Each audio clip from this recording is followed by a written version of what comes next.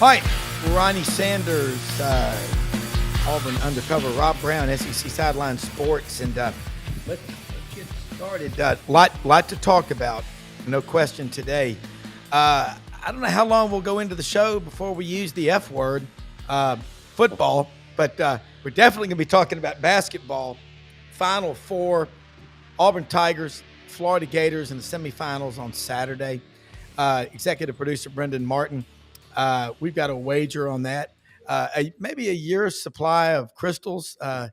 Just that would be a great one, but it's going to be a great matchup. And Duke and Houston will play in San Antonio. Ronnie, I was texting with Jason Caldwell before the game, and after, and a lot going on up there. To beat a Tom Izzo team, it takes a well-coached team to respond, to go blow for blow. Auburn jumped out on top of Michigan State and never let up. I think Michigan State had the lead for 22 seconds of the 40 minutes of the game. I'll take that 8 days a week. Now, getting set up, Doug Dean's going to join us in just a second from Birmingham. He'll be on in a minute. But this Auburn team, they look like they're on a mission. They do. I mean, watching with my family, I was really, it looked like they were playing hard for 40 minutes and didn't let up. It looked like a team that we saw earlier in the season. So I feel pretty good about Auburn's chances. I also feel pretty good about the other three guys' chances. I think it's a loaded Final Four, and it should be a lot of fun to watch. Yeah, and everybody remembers February 8th, Florida came into Neville and took Auburn out. And I think they're both different teams now. Florida's, I think, better than they were then. Auburn got better and then kind of slowed down a little bit after the win at Kentucky. And they're 4-0 in the NCAA tournament, which means they're playing great. It's a six-game tournament. That's all that matters. When you start looking around at stars on this team, Johni Broome, John Brady's on our show in the mornings. He said he's got kind of an old man's game. And people are asking, will he play Saturday? I don't think security guards could keep that guy off the court, or anybody at this point, could they? I'd have to agree with you. I think he'll play. How effective will he be? I think he'll give it his all. Will he be 100%? I don't know if we're there yet, but I do think he'll play. And my guess is that he'll be as effective as he can be. Will that be what he normally is? Yeah, I don't know about that yet. Yeah. What's unique about Auburn is they've played all three of the teams. I can't play themselves, but they beat Houston earlier in the season out in Houston. I don't think it was on campus, but it was in Houston. So it was a great game. It was. A game, something like that. Yeah. And lost to Duke December 6th, I think, 84-78. Play that game on a neutral site, play it at Neville. Probably goes the other way, but hopefully they're going to get a chance to prove that. And then Florida. Lost to Florida by 9 at Neville February 8th. What's your worst case scenario if you're Auburn against Florida from the last game and to now? Well, I think the worst case scenario is it goes like it did last time.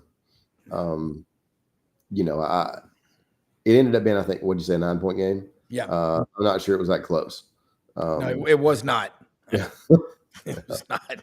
It was, Florida kind of ran away with it. And, I don't think that'll happen this time. But I think Florida's really good. I've been saying for several weeks now that Florida may be the best team in the country, and they may be. I think Duke and Houston are really good. I think Auburn and Florida are really good. It should be a terrific Final Four, and I think any of the four can win it. Personally, I would lean toward either Auburn or Florida, the winner of that game. But that's me. I just think both those teams are just phenomenal. But look, Houston and Duke are good too. But I would lean toward the winner of Florida Auburn. Yeah, and you think about the matchup. Florida's 5 big guys.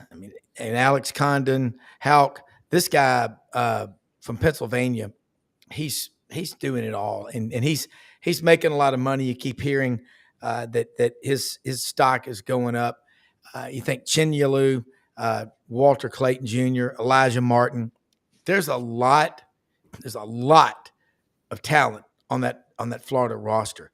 Absolutely. Auburn's big guys. You got Johni Broome, and you think about Chaney Johnson, and you got Dylan Cardwell. Dylan, not known for his scoring. He's had a few double-digit games in his career, but he's the winningest player in Auburn basketball history. But defensively, he plays lights out all the time, and he just makes everybody around him play better. Looking at the game also on the free throw line, Dylan, I don't think I've ever seen this before from a major, Division I college basketball player that I can remember. Shoots less than 30% from the free throw line. Yeah. Is there a Bhagwan or a guru or a mystic out there who can work with Dylan? I'm sure there is. I'm sure there is.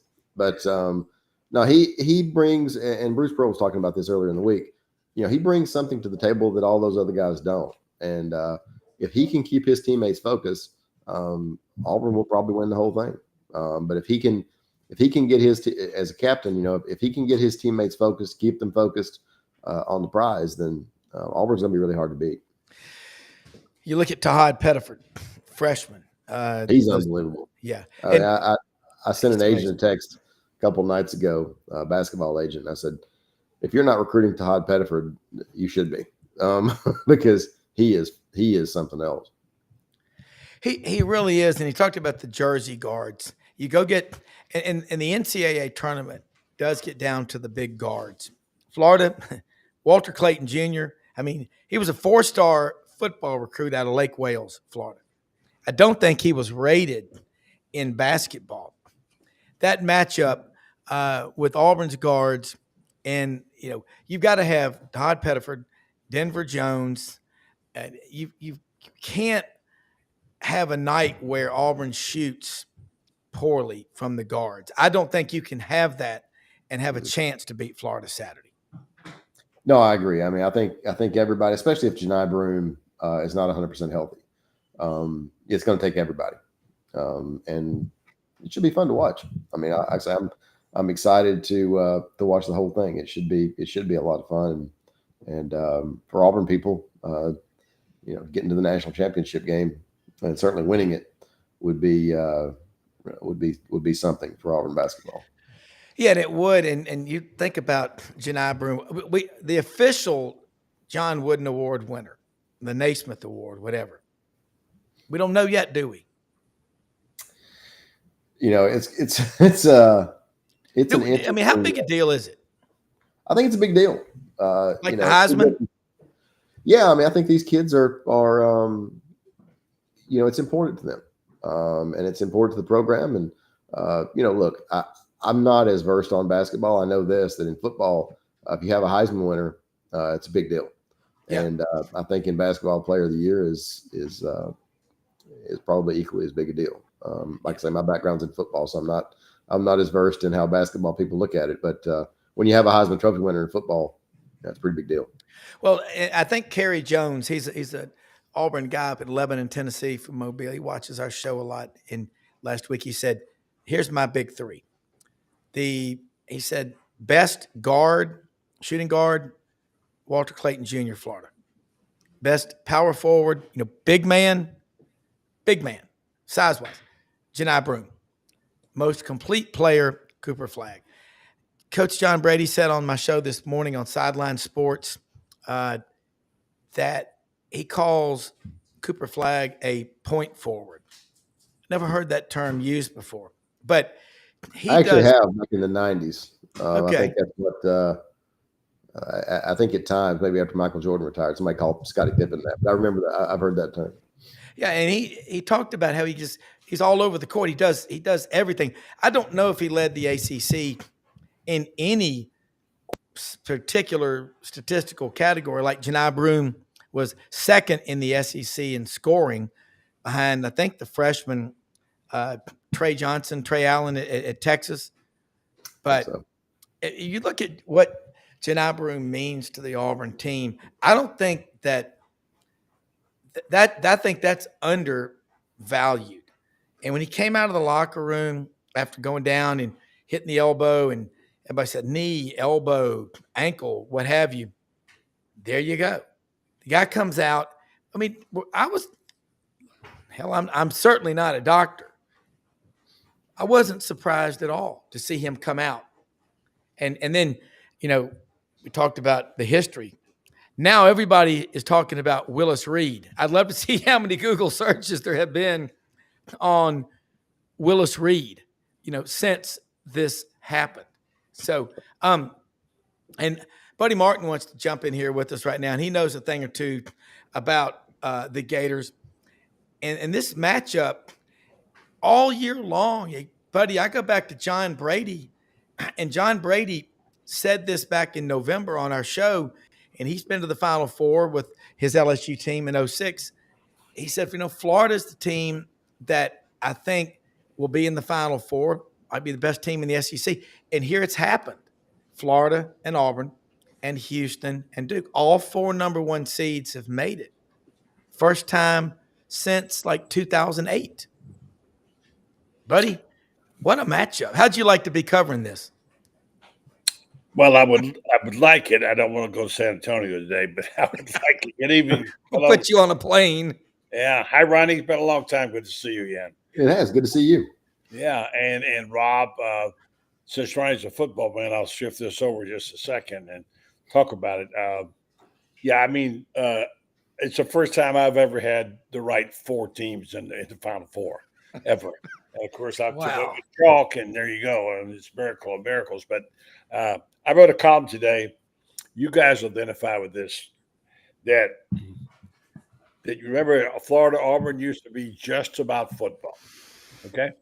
And they used to play every year before 1992. I actually did some research on that, Ronnie, and I ran down the stats on it because it was the third when I started covering Florida football.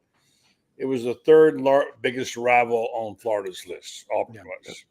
Same at Auburn. I mean, it was Alabama, Georgia, Florida. Yeah, absolutely. Yeah, FSU. I wouldn't count Miami, but next to really Georgia, Florida. Florida, Georgia, as we say. And Auburn. There's been some great games. I have a lot of close friends who are Auburn fans. My dear friend Frank Watson. We had a bet going on every year that whoever won, he had a toy ship in his house. And whoever won that year, the ship had to face toward Gainesville or Auburn for the rest of the year. I think I finally retired at the final year. I did. There was a time when Auburn was the biggest snake pit for Florida. Florida couldn't win there. Get this. In 1969, they lost 1 game the entire year. 1969, and it was to the Auburn Tigers. That was when John Reeves, who was a great player, threw 9 interceptions, a national record. Yeah. But there's so many great games here playing football. I like Auburn people. I always got along with the classy people. That's even when they're rolling toilet paper at Tumors, they're still classy people. I love that. You mean there's not a good comparison there between LSU and Alabama fans? Probably. I like that question. But Auburn is, and now here we are. This week, at least, and through this weekend, we're basketball schools, right? Mm-hmm. Basketball. I mean, look, I'm looking at my wall. There's a picture of Spurrier kicking the field goal that won him the Heisman against Auburn, right? Yep. I go back a long way with the Auburn Tigers. I think they started playing in 1912. I wasn't around then. They started playing in 1912, and really just a fun play and a tough place to play. And now here they are. Last time I remember anything about this series, it was the Auburn Shuffle days. You guys probably heard that one time. Joel Eves, yeah. Joel Eves, that's correct. Who was from Georgia, as I recall. Yeah. So this is really interesting this weekend. What's going to happen? Great players. I was having some fun in the column today on Gator Babe. That if you look at the key players, what they are and who they are from the outside looking in. Obviously, the best player in the country is at Auburn. And his name sounds like something out of a Salem witch hunt, or maybe a wicked, whatever. Johni Broome, like his witch, Yeah. And what a player he is. I don't know if he's hurt or not. Maybe you guys do. Certainly, he came back in the game in a hurry. I was a little surprised how fast he came back in the game as he did. And so it's going to be a fantastic. I mean, Florida put a whooping on them. Let's be honest with them in Auburn. Now, was that? It wasn't as close as a score. Yeah. I mean, no. And was that an outlier? I don't know, but I know they're very, very good, very, very good. I call it the Tiffany series. Ronnie, is the pearl versus the gold, and Tiffany. So it's going to be a heck of a game and a rivalry. But I do miss those football days. I do too, and I miss the maybe I'm too. I still miss. It's still weird for me for South Carolina and Arkansas. Maybe I'm getting old, but it's weird for me. And then you look at A&M and Missouri. I guess I'm way behind. I'm still confused with Arkansas and South Carolina. Yeah. Doug, jump in here, buddy. We're talking a little. We used the F word just then. Football. Oh no, hut. No, but Buddy had it's a good day. Let's get your thoughts on this matchup, because Buddy's right. It used to be myopically Auburn, Florida football. I missed the hell out. I've been to the Swamp. I've been to, I think I counted 23 Auburn, Florida games over the years. Oh, wow. So it's a great rivalry. But Doug, jump in here. Doug Dean in the Magic City. Buddy Martin, great to see you. How the heck are you, man? Good to see you, Doug. Nice to see you. The tournament's going well. It's fun, and we're going to find out about this new rivalry between Auburn and Florida in basketball, of all things. It's awesome when you're like Auburn and you're having to wait a little longer to play actual big boy football.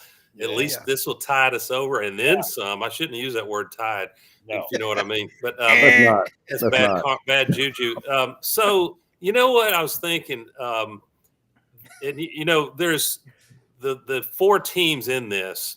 If you're a fair person at all, and most of the media I think has been, they've got to fill up 24 hours of coverage 7 days a week with something. So I'm pretty forgiving of some of the head scratcher opinions they make. But for the most part, they would agree. Whoever of these four cuts the nets down, we shouldn't act wildly surprised. Maybe mildly surprised. I think if I don't want to get in the heads of your fan base, buddy, but I will anyway.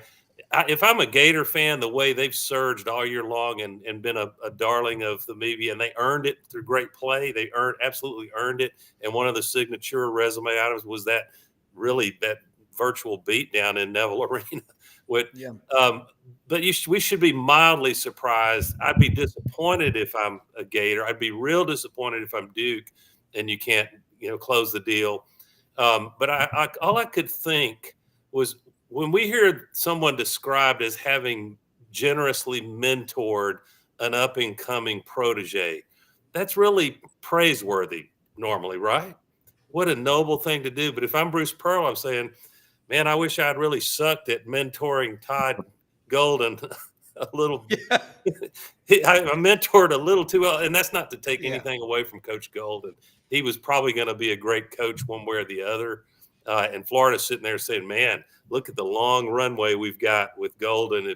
Even if he doesn't make it to the cutting the nets down Monday night, he's young, energetic. He's got a great future. I can't see him going anywhere. There were jokes about him considering Auburn, but Florida and Auburn are maybe at best on a par in terms of your ability to win the whole thing. So after all of this, watch Houston win 2 games and cut the nets down, because that's kind of the one I least expect to do it, in no small part because they're running up against a freight train Saturday night. What do you think, guys? I'm a little afraid of Houston too. I just don't know. They're really good on defense. They got some players that you haven't heard much about who are really good. And Kevin Sampson's got his team playing well. He likes his team. I don't know.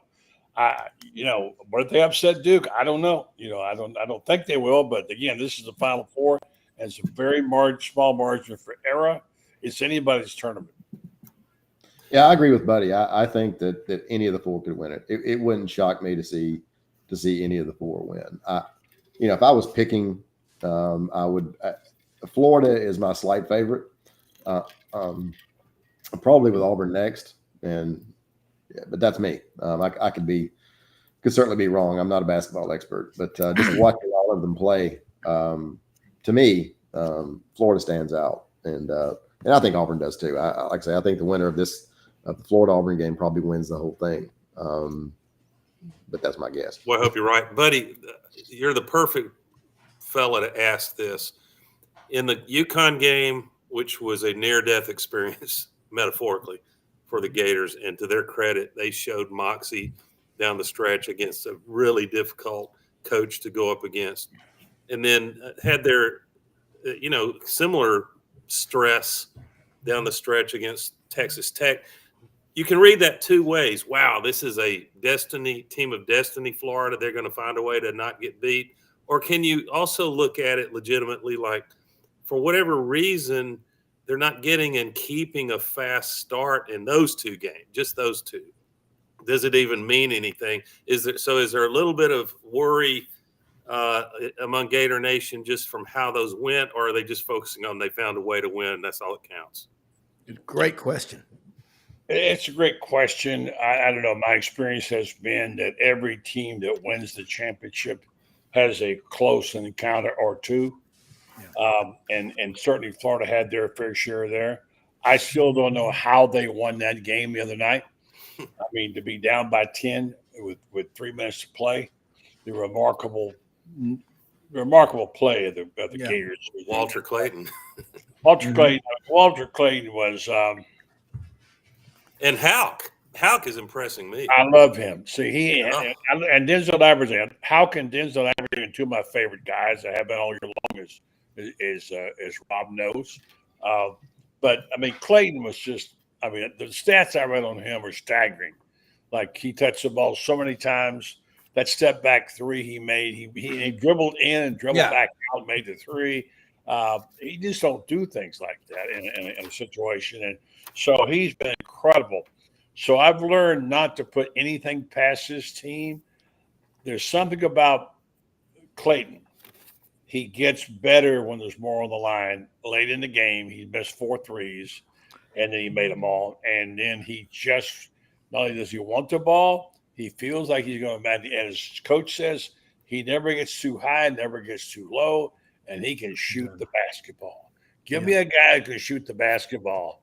I think I like my chances. So, yeah, I would say that, no, I wouldn't think those two games scare me that much any more than I would say that Florida should beat Auburn by 25 points because they played so well against them. This is a different game right now. I think this is a single digit. Whoever wins, it's single digit. If I had to guess. Yeah, I think you're right. You're right. Yes. Dylan Card. Well, by the way, those who are breathlessly, and if I run into the fella that thought it was funny as an April Fool's, guys, to say Johni Broome is out for the entire tourney. Yeah. That's not an April Fool's. I'm going to ask him if he's ever had a country ass whipping. Yeah, that's right. My mother, who is a diehard Auburn fan, has texted me 4 times wanting to know if Mark Sears is transferring to Auburn. I said, that was the other one. Yeah. I said, no. And, of course, buddy, DJ Lagway's in the portal. Remember that one yesterday? Mm-hmm. People forgot what day it was. I did at the so-called reverse Tiger Walk, which, buddy, whether you know or not, that's when Auburn is on the road, especially in a big basketball game, and they're about to hop the bus and the plane. As they leave the athletic complex, fans line up to, send them off. But all eyes were glued on when Johni Broome finally walked out. And it looked to me like he was able to move both arms. Of course, I think Bruce said he wasn't going to play it, even make him move at all until Thursday practice. I figured Johni needs less practice than most players. Just call me crazy. Buddy, I like what Doug just said, and we all saw the text yesterday. DJ Lagway in the portal. Come on. Mark Sears to Auburn. But I want to make a comparison in your opinion. You've talked a lot, buddy, about Denzel Aberdeen, why he doesn't get a lot of the publicity. And then you got a guy at Auburn kind of like that, Miles Machine Gun Kelly, a transfer from Stone Mountain, Georgia, went to Georgia Tech, passed calculus. I know this guy's smart or he can suffer. Job and him have a lot in common. But there's some underlying stories. Buddy, how many Final Fours have you covered in your career? I know more than 5 probably.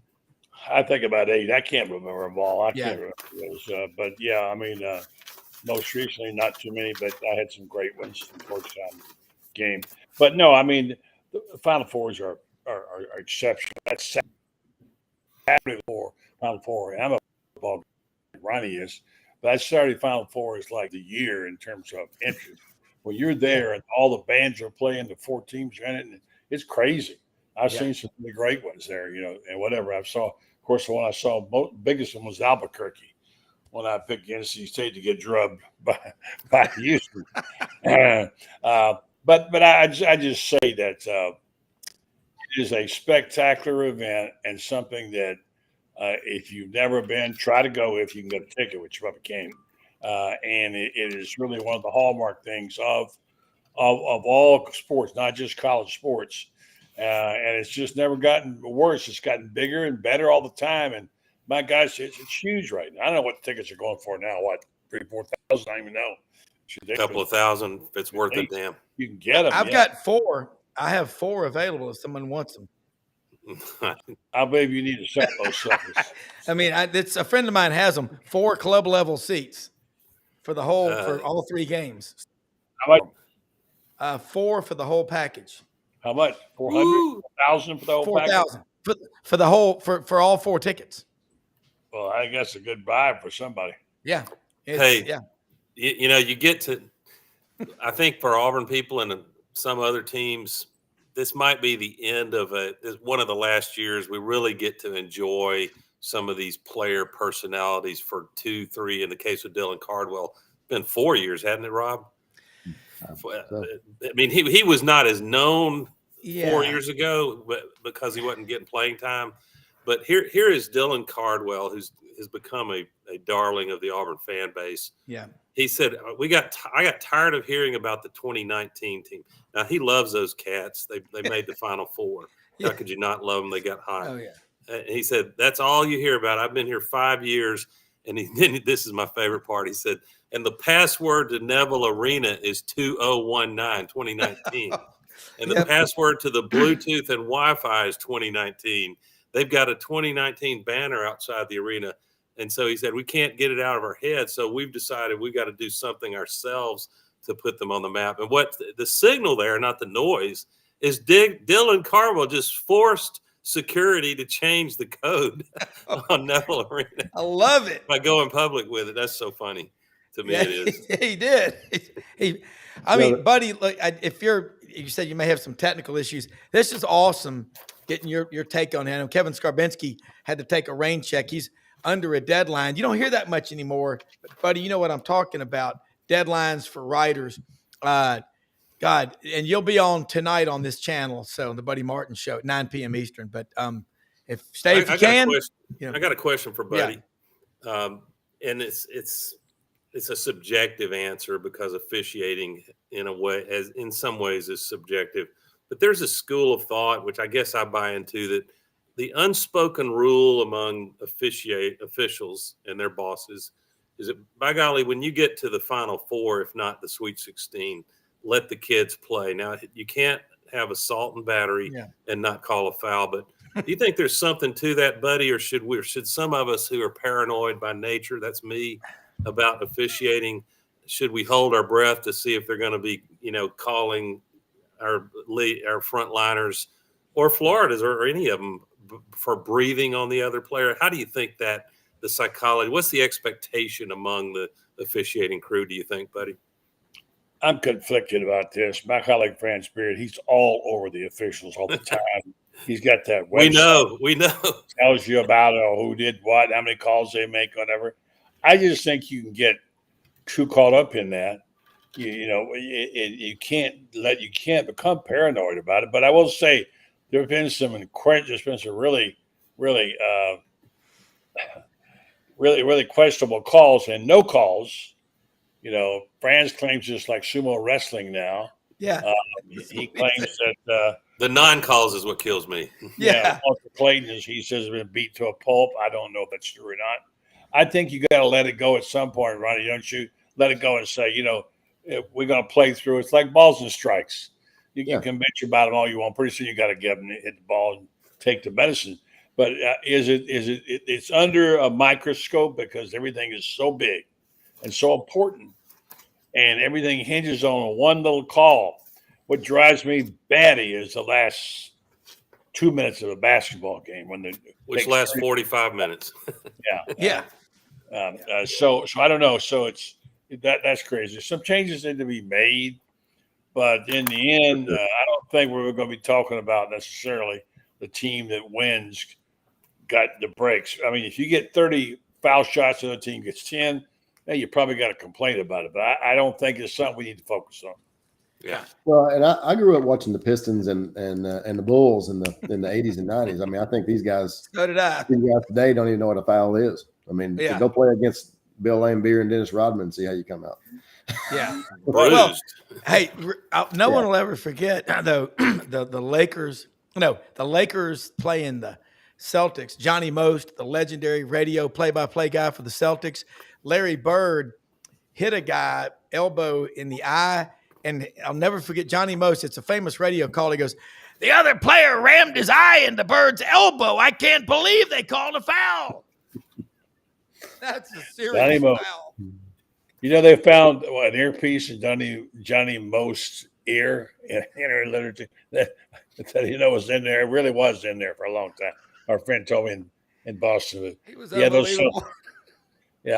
And radio is a great way to consume it. I will say that. Yeah. Can I just bitch at Paul Feinbaum for just a minute here? Yeah, it's a target-rich environment. He's a friend of mine, and I think he's done a fabulous job. But I am really, it makes me sound like a homer, which I guess I probably am, but in some regards. But I don't think Feinbaum has given Florida 1 ounce of credit along the way. In fact, he said in his mouth, he said today, Florida was very lucky. I mean, what team isn't lucky when they win? You have some breaks. And then I really want to know. Let me get this right. Let's see. Florida was lucky. Auburn is great. Alabama had bad luck. Except, you get my drift here.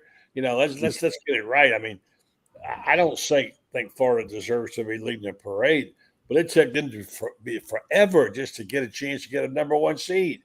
Yeah, they grudgingly got that number 1 seed, and at every turn, including at Auburn and against Alabama, they proved themselves. Yeah, they made some mistakes. They had some hiccups, like Georgia, being down by 26 and coming back and going ahead and losing the game. But I mean, I think sometimes we get myopic in our own ways. We all do it when we're watching our teams. We all want them to win, and we all kind of root for them.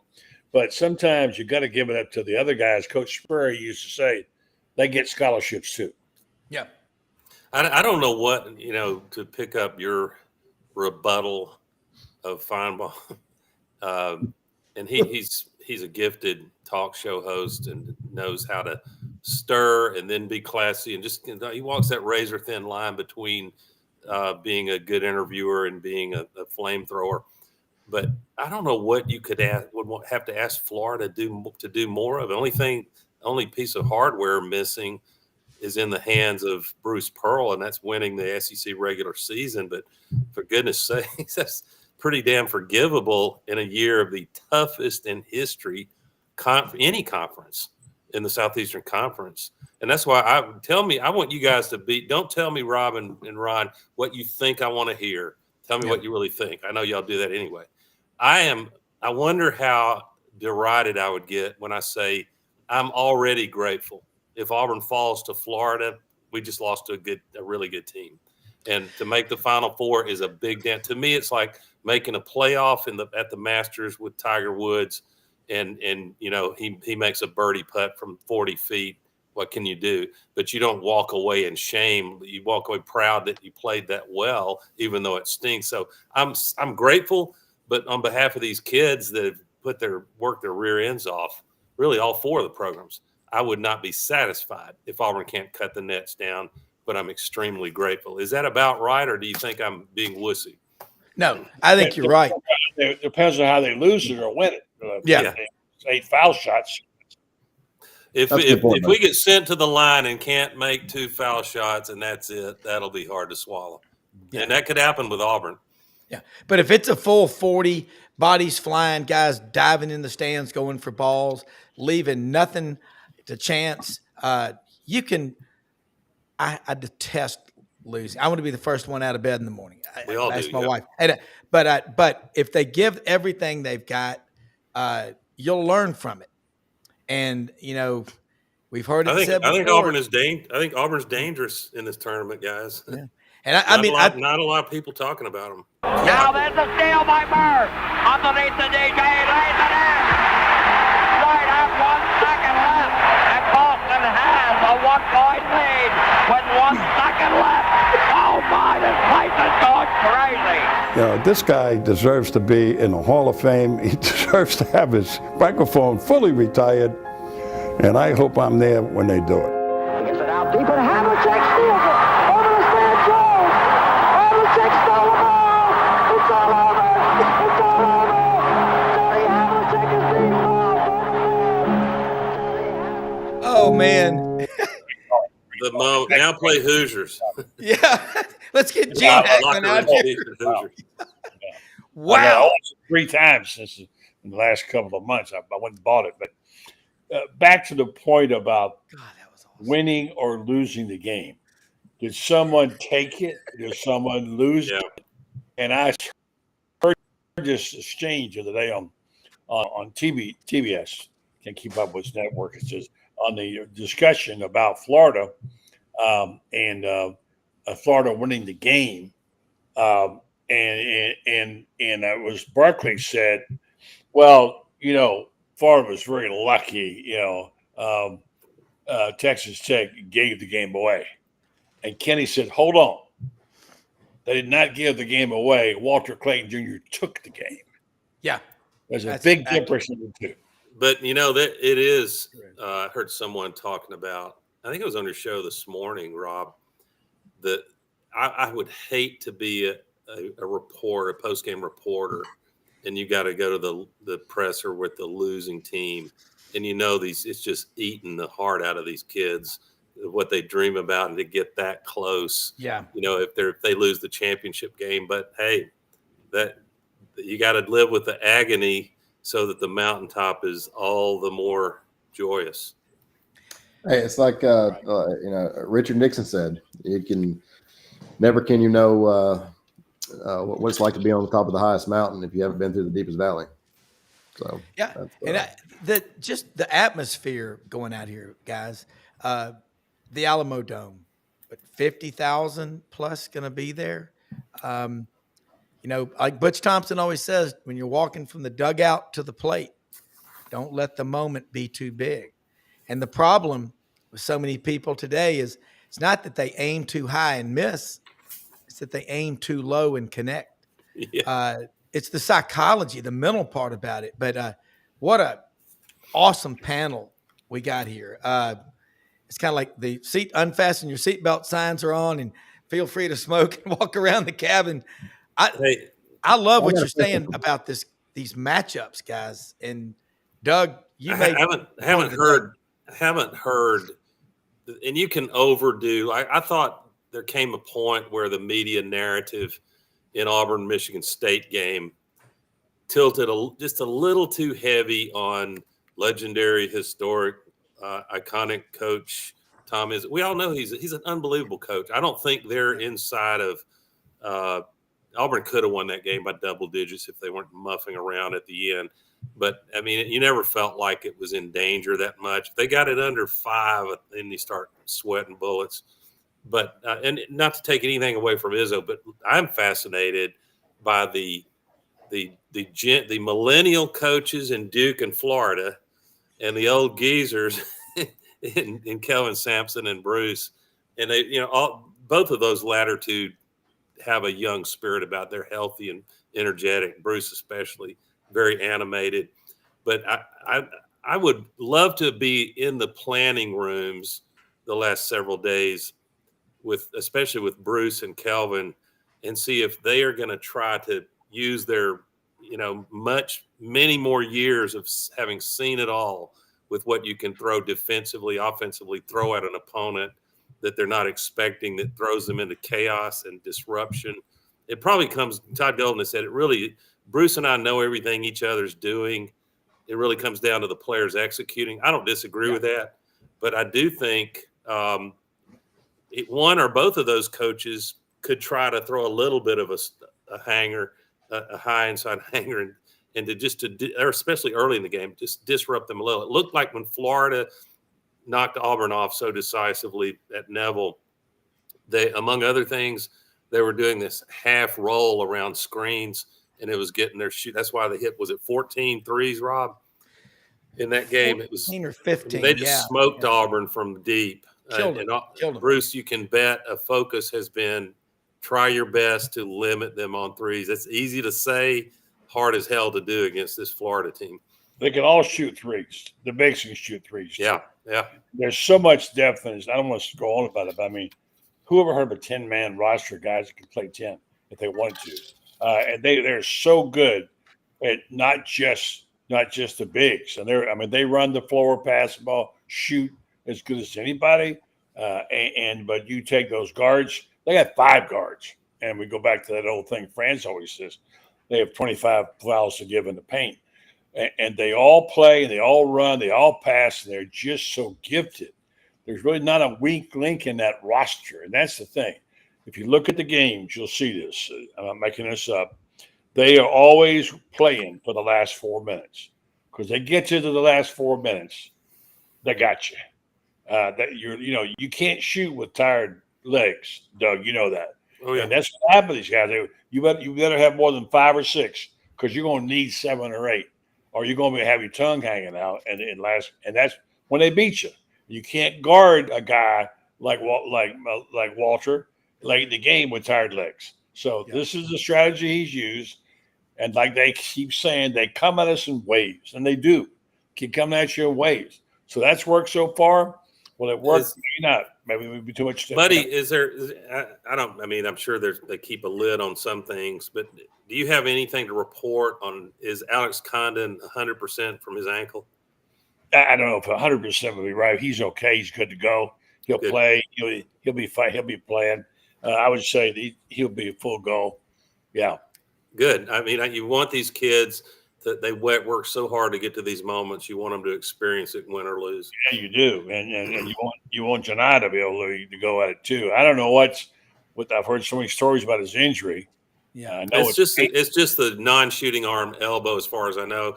He came back out running. I don't think the leg is an issue unless it's swelled up later and we don't know about it. But I'm probably guilty of a little wishful thinking in saying that. Here's a question I have for you. Would y'all all agree one of the underlying stories, we hadn't even talked about it yet, has been the self-control of Chad Baker-Mazara? He made a promise to some lady when they were leaving to go for the original first weekend to play Alabama State. Keep it cool. He goes, yes, ma'am. I mean, he's been amazing. In spite of Bruce Pearl saying he's got a bony ass when he fell on the floor, I talked to my intern, Oakley McFerrin's a freshman at Auburn, and he gets around town. He's going out to the Final Four. I said, what the students think about Chad Baker-Mazara? He said, God, people love the guy. He brought 840 donuts and handed them out to the students in line to get into the Alabama game. He's one of those. He's easy to hate if you're the other fan base, you know. Yeah. Well, Doug, you tell that narrative, buddy, and Ronnie. You had a great narrative. Don't buy into. I think you were more impressed with it in terms of airtime on here than I am, but it was basically accurate. You know, look, what coach who has been around a while and recruits players who have talent, doesn't find himself managing a player who, on the one hand, he's really helping the team, whether it's defense or scoring or just this leadership and spirit, the spunk he's got. And I'll tell you, sometimes as fans, we look at stat sheet and what's the biggest number? Oh, Johni Broome had 25 points. Those are critically important. And Broome's first half against Creighton kept us from being run out of there the second half, but the way they were hitting threes. But sometimes one or two shots that are made in really, really critical moments, it's as if they're worth 10 points. And that when Broome was out and Sparty was trying to make a run when we didn't have our best player in there, the ball went – Dillon muffed a shot at the rim, but he got the rebound, kicked it out to Denver. Denver quickly got it over to Baker Mazar, and he drained a three. Yeah. Shots like that, not every player has the moxie to even want the ball in that spot. You're thinking, I don't want to be the guy that misses this shot if they come back. And I don't think most of these players on all these teams by now really want the ball. I don't care who the player is. But, I just think Baker Mazar is one of those that you got to manage him, and there are certain lines he could cross. If he got in another clearly flagrant 2 fight, Bruce might have no choice but to sit him, God forbid, the rest of this weekend. But I think the real interesting thing is going to be all things considered, does Bruce want another go-around with Chad next year, because he does appear to be eligible? Your thoughts, guys? Well, I think that the other thing, Doug, and it's not really the answer to this question, but I think, having a guy like him on the team chemistry is super important, because if you've got guys around him who can handle him outside the head coach or the assistant coaches, that's really what you want on your team is somebody who can control those guys like Chad Baker Mazara who can be difference makers both ways if you're not careful. Yeah, buddy, I hope that Bruce is once or twice has shown this game film to the team. Yeah. If y'all don't come to play, this is what these guys can do to you. And I tell you, another guy, my buddy, you talked about Denzel Aberdeen a lot. And I say the same thing in the audience. Last year, about this time, it was in May, I'm in the Cracker Barrel on I-40 in West Memphis, Arkansas. See this guy in Auburn shirt checking out, said hello. His brother is Chris Moore, plays for Auburn. Chris was on the show a couple of days later. You talk about a guy, he doesn't care if he scores a point. He just loves being on that floor. Who was a guy or two for Florida that you've been watching this team, Franz, Brendan? I mean, if you want college basketball, Franz is going to be out there. But who are some unsung guys that maybe you think could step up for the Gators? And I want to hear Ronnie and Doug say the same thing about Auburn. We may have already mentioned them. Well, I think they're all sung. Nobody's unsung. I think you've seen the best of what they can do. Tommy Hoff has just been amazing. He's no longer a secret. He's going up, and his stock's going up in the NBA draft already. Yeah. I'm afraid he might be a first rounder and leave. That's what scares me there. But I think there are guys like Klobuchar. You say, who is he? He's the guy who's like Lithuania, whatever. He gets in a game 3 or 4 or 5 minutes. He can knock down 3 for any place, and he's pretty good on defense. And you'll Sam Alexis. You'll see. I could pick one up a hat. Any one of those guys could do it. Chimilu is a guy that we haven't heard from. He's a stud in the middle. He can bang on you.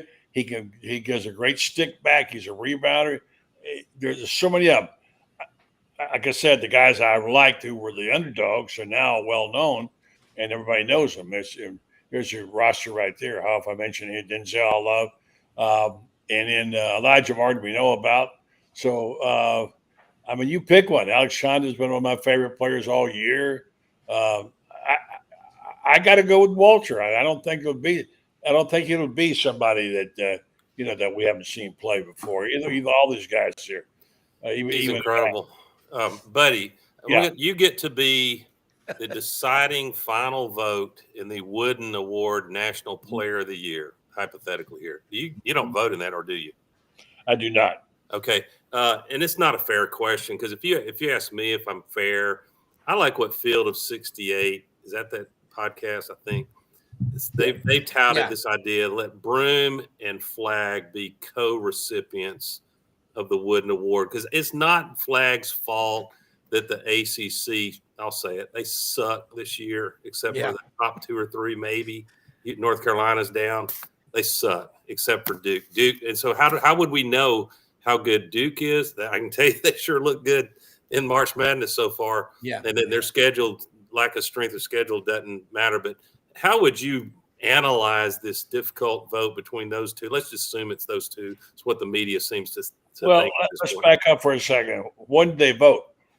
They've already voted. It was a couple of weeks ago, and the votes are embargoed. It gets announced April 11th.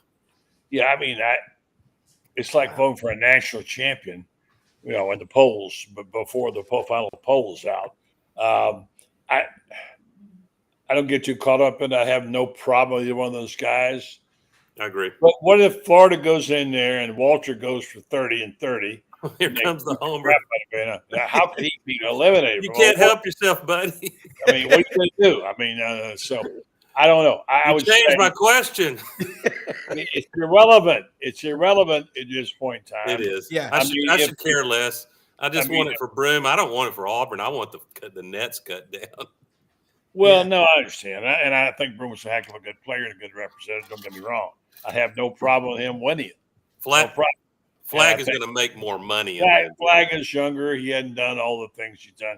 And Broome is coming at a tougher route, had to go through a tougher route. He's got to play through pain this week. So I would be okay with either one of those guys. I know. If the vote were day after or Monday, mm-hmm. if you're an Auburn person, you'd sure like the emotional effect of how Broome had to come back in with one arm, make a rebound, and drain a 3 to ice that game. He had his ice moment, then he had the problem. Disney movie film right there. He didn't make the Monday finals, so what does that mean? I mean, there you go. So, yeah, exactly. It has a lot to do with that. I want to go back to the point someone talked about was it you, Doug, talking about the calls on some of the CBS games and how he embraced and I found myself complaining about the so-called Eastern bias at a time like that. They got Seems to be real. They got so caught up in Michigan State Izzo, they couldn't see what was in front of their face. And these guys are used to doing all these games. And again, not being knowledgeable, they just sort of blew off the teams in the SEC. So there has been some of that. But again, it depends on what we know. That's what they know. It's like, well, we know it's the SEC. So, and I like Bill Raftery. He's a good guy. I've had him on my show many times, all that. But he was the worst. He went crazy over Izzo, he did. So, yeah. And I guess every fan base has that complaint. Like, I'm a guy who liked Gary Danielson. Nobody else in the SEC did, right? I liked him and thought he was good. And he played a major role in Florida winning the national championship with the list he put out when they got to play for the national championship at Ohio State, when all the big guys, the ESPN, won the rematch for Ohio State and Michigan. Kept begging for it, Anyway, so I guess we all have our own biases toward the bias of the announcers. But to your point, I don't think people understand those awards well enough to know what it is and what it means and how you vote and who votes. It's just hard to understand that. And they can publish criteria. So far as I know, this happens with the Heisman. And they can say, here's what the award criteria is. Yeah. And the voter can summarily dismiss all of that. It's like jury nullification in a trial. And it can say, well, I'm going to vote based on, I'm just really deeply moved to tears when I see that Blue Devil logo. And they vote according. And again, not that Flagg is not. If Flagg wins, I'll say he's absolutely worthy. Yeah. I just think you go strength of schedule if the metrics are even close between Broome and Flagg. I haven't seen Cooper Flagg play but maybe twice all year. I know he's a great player, but I think that has something to do with it. I've been in the Heisman voting every year. I have a hard time voting for a guy I've never seen play. I voted in for 35 years, and I just don't want to go voting for a guy because he's the popular choice. So I'll try to vote for the guys I've seen play. Yeah. Yeah.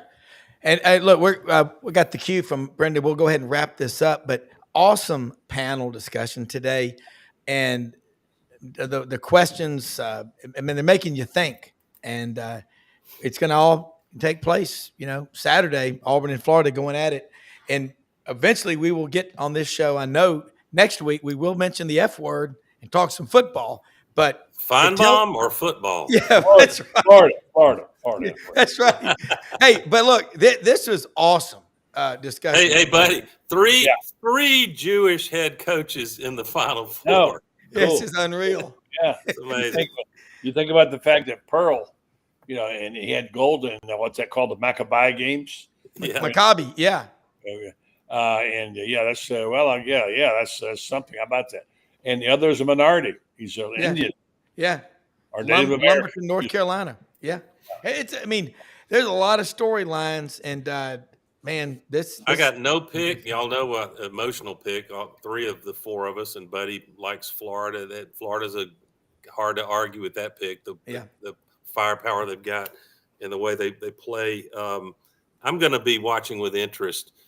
Does the anxiety of being in the Final Four have any kind of bearing on the young puppies? What are they, 34 and 37 years old, Shire and Golden? I don't think it will. We would have probably seen that already if it was going to happen. But I don't think Bruce and Kelvin both understand when you get to this point, hey, the players win or lose the game. You can help a little as a coach, but they got to go out and make plays. Yeah, it's going to be incredible. Awesome for executive producer Brendan Martin. Thank you so much, Buddy, Doug, Ronnie. Golly, man, we'll be doing it again next week. Stay on this channel. What's Ronnie's pick? I didn't hear Ronnie's pick. Ronnie? Didn't hear your pick. I think it's going to be really close between Auburn and Florida. I'll pick Auburn, but I think it can go either way. And I think the winner of that game wins the whole thing. I like Auburn against Florida, but by the narrowest, it might be one of these, like somebody hits a buzzer beater, it goes to overtime. The reason I do is I think Denver Jones is 100% my guy. Looks like he is. He was not exactly that, not to make excuses. Florida kicked our rear. But I think Auburn's going to have some answers, and they're playing with a lot of confidence. They've recovered the defensive form they had midseason. Yeah. So it's not going to shock me. I'll tip my hat to the Gator Nation if they win. And I think whoever comes out of that one has got something for Duke or Houston. Probably Duke. Absolutely. Thanks, everybody, for watching. The Auburn. I take the over. Also take the over. Yeah. Take Florida. Y'all have a good evening, guys. All right, y'all too. Everybody be careful. Pay attention to the weather. Good to see you, buddy. See you. Thank y'all.